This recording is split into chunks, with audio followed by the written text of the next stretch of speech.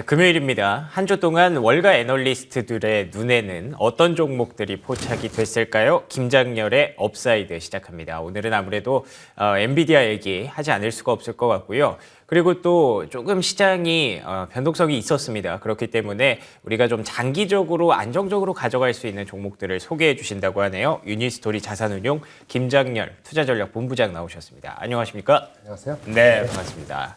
자, 일단은 엔비디아 얘기를 먼저 시작을 해야 될 것 같습니다. 지난 분기 실적 발표가 있었고요. 주가가 장중에 10% 넘게 급등을 했잖아요. 그렇기 때문에 좀 자세한 실적 결과에 대해서 좀 확인을 해봐야 될 것 같고요. 그리고 또 아무래도 엔비디아가 지난 분기 실적만 얘기할 것이 아니라 AI에 대한 자신감을 굉장히 좀 강력하게 드러냈기 때문에 그 부분에 대해서 가장 좀 궁금해하시는 분들이 많을 것 같습니다. 어떤 얘기를 좀 들어볼 수가 있을까요? 일단 어저께 우리나라 시간 오전에 미국 시장으로 장 끝나고 발표됐죠, 실적이. 예, 맞습니다. 근데 실적도 좋았고 전망도 좋았고 코멘트도 좋았고 삼박자가 다 좋았기 때문에 어저께 8% 넘게 급등을 했고 오늘 본장에서 14%인가요? 엄청나게 예, 올랐어요. 맞습니다. 그래서 엔비디아 때문에 반도체 주가가 다 올랐고 네. 그래서 나스닥도 오르고 이렇게 됐습니다. 내용을 조금 들여다보면 말이죠. 죄송합니다. 하나의 단어로 하면 AI 혁신 이렇게 얘기할 수 있고요. 예. AI 혁신이니까 데이터 센터 칩이 증가될 것이라는 전망. 이제 뭐 물론 지난 분기 실적, 지난 분기 얘네들은 11월, 12월, 1월 끝날 것까지 나온 거거든요. 그쵸. 예. 그 실적은 사실은 게임이 조금 나아졌어요. 워낙 나아졌어요? 네, 좋아진 거죠. 그래요? 상대적으로 전 분기 대비 좋아진 거고요. YOY는 뭐 좋아진 건 아닌데 그 데이터 센터는 조금 주춤했는데 예. 자, 앞으로 전망이 2월, 3월, 4월이 얘네들 분기 1분기거든요. 아니면 또 하반기 봤을 때 결국은 AI가 많이 쓰일 것이고 얘네들이 갖고 있는 칩이 수요가 증가될 것이라는 코멘트를 분명히 했어요. 맞습니다. 네, 그래서 이제 컨센서스 실적 좋았을 뿐만 아니고 전망이 또 좋아한 거죠. 전망을 한번 보시면 네. 전망을 보시면은 AI와 관련해서 굉장히 좀 자신감을 드러냈기 때문에 이 부분이 많은 분들이 좀 궁금해하시는 포인트일 것 같아요. 일단 실적에 보면은 보시다시피 데이터 센터 같은 경우는 뭐 QOQ로 좀 줄었는데 게임 비즈니스가 좀 올라서 실적은 그렇게 나왔고요. 일단 가이던스를 보시면 말이죠. 가이던스가 65호불인데 이게 중요한 게 네. 표면적으로는 별로 많이 오른 것 같지 않지만은 전분기, 4, 4분기보다 올라간 거예요. 그러니까 이게 보통 보면 2, 3, 4가 조금 약할 수 있다는 우려가 약간 있었는데 그러네요. 올라간 거죠. 그리고 가장 중요한 코멘트는 사실은 어떤 증권회사의 리포트가 왔거든요. 네. 뱅크 오브 아메리카에서 이런 전망을 했어요. 이 엔비디아가 지금 매출이 한 분기에 한 60억 불대, 네. 그러니까 전체적으로 한 4, 50억 불 정도 매출을 발생하고 있는데 예.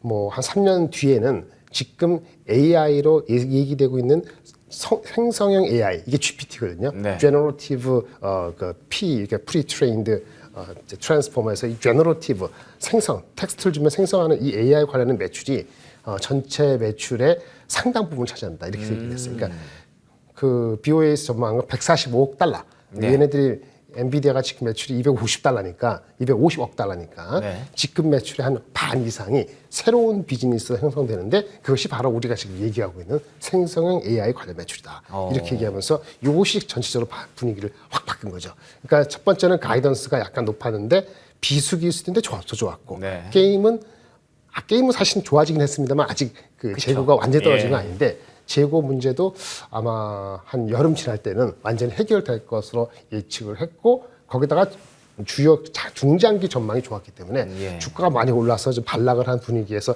갈팡질팡할 수 있는 찰나에 적절하게 실적 포캐스트와 가이던스가 나오는 바람에 상당히 고무적이었다 이렇게 말씀드릴 수 있겠습니다. 알겠습니다. AI와 관련해서 엔비디아 입장에서도 자신감을 드러냈고요. 그리고 말씀해 주신 대로 연 140억 달러 규모 이게 현재 엔비디아가 내고 있는 분기 실적이 분기 매출이 60억 달러 정도니까 전체 연 매출이 240억, 250억 달러라는 걸 감안했을 때 3분의 2 정도? 그러니까 60% 정도의 매출이 새로 생겨난다는 뜻이거든요.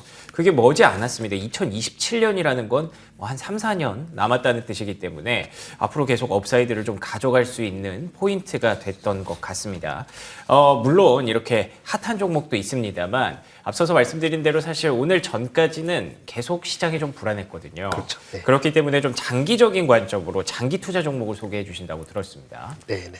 일단 그 월가에서 뽑은 그 장기 종목이 몇 가지 있는데 예. 장기 종목이라면은 힘이 올라가지고 이제 조금은 쉬어갈 수도 있지만 장기 트렌드가 있는 종목이 있고 또는 여러 가지 악유가 있어서 좀 불안한데 뭐 어떤 걸 보고 갈 것인가라는 좀 다른 뷰지만은 같은 장기 포켓에 들어간 게 몇 가지 있더라고요. 예. 그래서 4-5가지 이제 추천한 것을 가져왔습니다.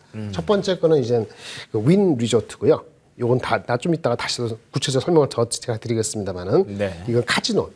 우리나라의 카지노죠. 그렇죠. 미국에서는 미국의 카지노도 있고 뭐 마카오라든지 싱가포르의 카지노 브랜치가 많은 회사가 있는데 뭐 큰 회사가 라스베이거스라는 샌즈라는 회사도 있고 윈 리조트가 있어요. 윈 리조트는 라스베이거스 샌즈보다는 규모가 좀 작습니다만은 그래서 오히려 업사이드가 있을 수 있다고 보고 도이치방크에서 전체적인 그 리오프닝 흐름에 대해서 지속적인 긍정적인 톤을 가지고 윈 리조트를 얘기한 것 같고요. 그 두 번째는 이제 음식 업체죠. 레스토랑 같은 거, 예. 멕시코 크릴, 치폴레 멕시코 크릴이라고 해서 또 추천을 하나 받은 게 있습니다. 아무래도 그 만약에 조금 인플레가 지속되면은 그 음식료라든지 방어적인 성격의 주식이 각광받는데 방어적이면서도 근본적으로 라티노들 음식에 대한 근본적인 장기 수혜에 대한 기대가 있기 때문에 그런 주식이 또 하나 들어간 거 있어요. 예. 멕시코 그릴이 있고요. 그냥 다 잘 아시는 세 번째는 메타 플랫폼스입니다. 메타가 지금 저번에 뭐 저기 자사주 엄청 매입하고 메타버스에 계속 투자를 하고 AI를 활성화한다는데 좀 기타입니다 하니까 좀 내려갔거든요. 근데 메타 플랫폼에서 기본적으로는 광고 이슈이기 때문에 경기가 최대로 둔화된 거를 반영을 다 한 상태에서는 근본적인 메타 투자에 대한 그 가시성이 증가될 텐데 이거는 올해보다는 사실은 내년도의 이슈거든요. 근데 내년도 이슈인데 지금 주가가 그다지 비싸지는 않아서 PER 한 20배 등 레벨이니까요. 아마 장기적인 관점에서 메타를 좀 보자 이렇게 말씀을 드릴 수 있겠고요. 예. 맨 마지막 네 번째는 이제 소프트웨어죠. 아까 AI 말씀드렸는데 AI가 당연히 칩이 필요하고 소프트웨어가 필요하고 그걸 활용하는 회사들도 그렇죠. 텍스트, 뭐 이미지, 텍스트 뭐 여러 가지 형태로 나오지만 결국은 AI의 또 한 단점은 보완해드릴 거는 보안이거든요. 보안 관련되는 이슈가 계속 나올 수 있어요. 그래서 보완되는 관련되는 소프트웨어로서 사이버 아크 이렇게 4가지 종목이 아마 지금 들으시면 다 그럴싸할 것 같아요. 왜냐하면 카지노 가고 음식은 계속적으로 할 것이고 그 다음에 AI 소프트웨어라든지 보안 이슈는 계속 일어날 것이고 맨 마지막에 소개해드릴 거는 많은 사람이 그럴 수도 있지만은 여러 가지 악유가 될 수 있는 게 이제 반도체 주식이죠. 미국의 하이닉스, 마이크론 테크놀로지인데 지금 적자고 엄청 적자고 다음 분기 적자가 얼마나 줄지는 아직은 모르겠고 네. 그런데 사실은 장기적으로 그러니까 1주, 2주, 3주 주가가 아니고 한 6개월, 9개월 뒤의 주가의 흐름을 생각한다면은 반도체 메모리 같은 주식은 사실은 어닝이 가장 나쁠 때 조금 줍줍 해놔야지 나중에 1년, 2년 뒤에 수익을 얻거든요.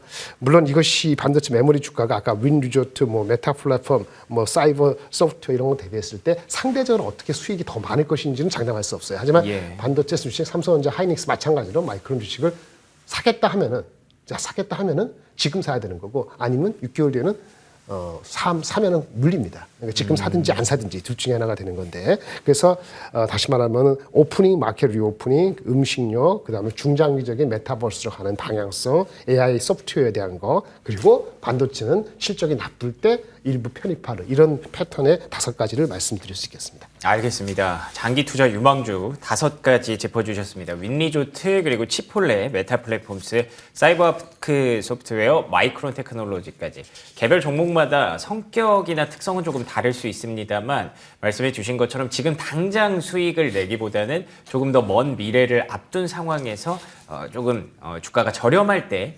쟁여두자라는 관점으로 5개를 꼽아주셨는데요. 굳이 그 중에서 네. 최선호주를 하나만 좀 꼽아주신다면 어떤 종목이 있을까요? 그 카지노가 조금은 장기적으로 좋은 것 같아요. 그렇군요. 1, 2년 전보다는 그 윈 리조트 좀 말씀을 드리겠습니다. 예. 준비한 거 말씀을 드릴게요. 카지노주죠. 윈리조트 최근에 주가 나쁘지 않습니다. 네, 그렇죠. 실적이 나왔어요. 예, 실적이 일단 지금 적자죠. 예. GK 파라다이스는 흑자로 돌아섰습니다만은 이 친구들이 매출이 19년만 하더라도 60억 달러 매출에 이익이 한 1억 정도 나는 회사였는데 예. 3분의 1 토막냈어요 지금. 그러네요. 지금 반이죠. 반 정도인데 지금 37억 불 되는데 엄청나게 재작년 작년에 적자를 났죠. 뭐 어쩔 수 없었죠. 그렇죠. 예.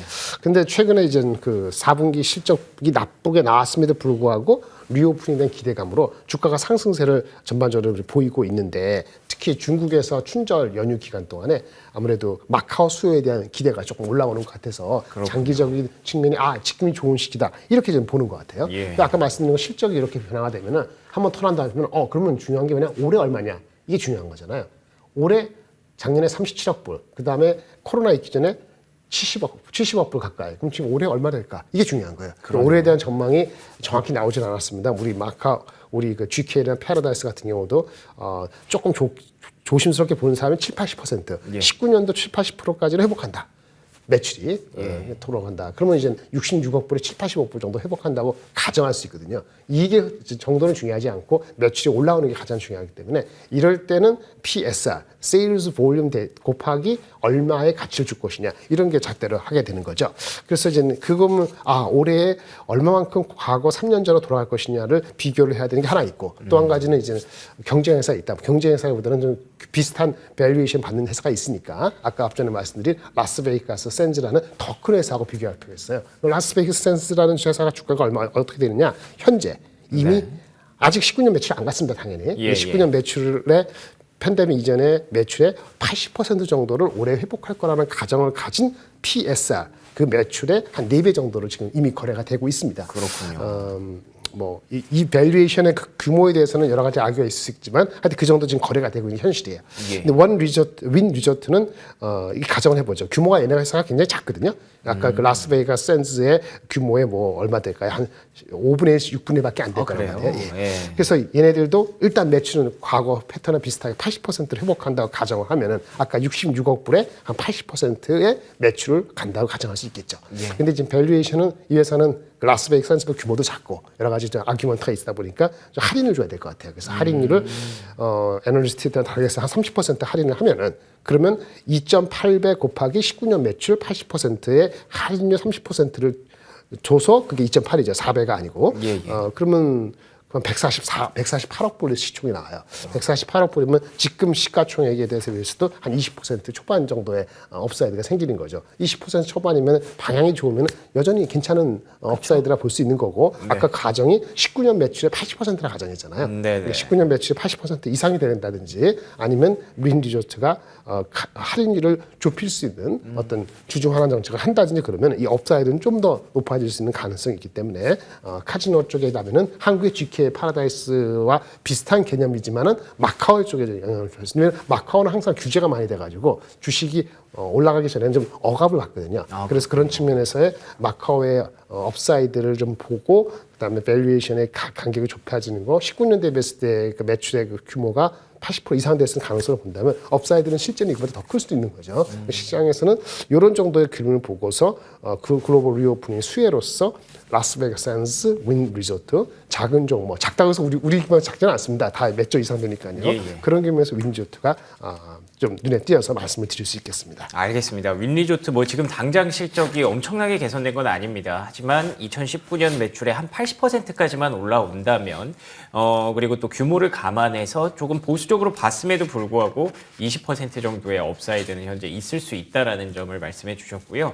그걸 좀 보수적으로 집계를 했기 때문에 조금 더 나아지는 실적을 보여줄 경우에는 충분히 그 이상도 바라볼 수 있는 그런 종목이 될 수 있을 것 같습니다. 그런데 앞서서 5가지 종목 꼽아주신 것 중에 마이크론 얘기를 하면서 네네. 좀 아규먼트, 그러니까 그렇죠. 논쟁의 여지가 좀 있을 수 있다라는 얘기를 계속 언급을 하셨어요. 그래서 반도체 업종에 대해서 또 이렇게 많이 좀 알고 계시니까 마이크론 테크놀로지 한번 좀 정리해 주시면 좋을 것 같아요. 예. 마이크론도 삼성도 하이닉스도 기본적으로 같은 방향인데 지금 수요가 안 좋다는 게 현실이잖아요. 안 좋다는 얘기는 사실은 한 12월, 작년 12월에 그런 우려나 어떤 데이터가 많이 쏟아진 게 12월 달에. 그렇죠. 예, 12월 달, 그래서 1월 달에 넘버가 많이 숫자가 다 하향 조정이고 그런데 주가는 보시면 사실은 그때부터 12월 말, 1월 달부터 주가가 오른 거예요. 맞습니다. 그래서 예. 이미 좀 올랐죠. 삼성전자도 6만 원대를 안착을 한 거고 하이닉스도 9만 원대를 안착한 분위기이죠. 더군다나 2월 달 들어와서는 매크로에 대한 우려, 이제 금리가 계속 또 인상될 것이다. 3월 달에 금리 인상이 멈추지 않을 것이다라는 그런 컨선이 생기면서 등락이 되지만 그럼에도 불구하고 어느 정도 주권이 유지되는 가장 큰 이유가 무엇일 거냐. 아까 말씀드린 것처럼 사이클 주식은 실적이 나쁠 때 그 다음에 액션에 따라서 움직인다라고 볼 수 있겠어요. 근데 그 다음 액션에서 여전히 그 실적의 마이크론도 하이닉스도 가장 큰 컨선은 삼성이 실제 감산을 하느냐 안 하는 그런 얘기잖아요. 예. 수요는 정확히 모르겠지만 한참 걸려서 회복될 것 같고 그러면 그 전에 할 수 있는 거는 리액션, 공급 조절하는 건데 삼성전자가 실질적으로는 줄이고 있더라.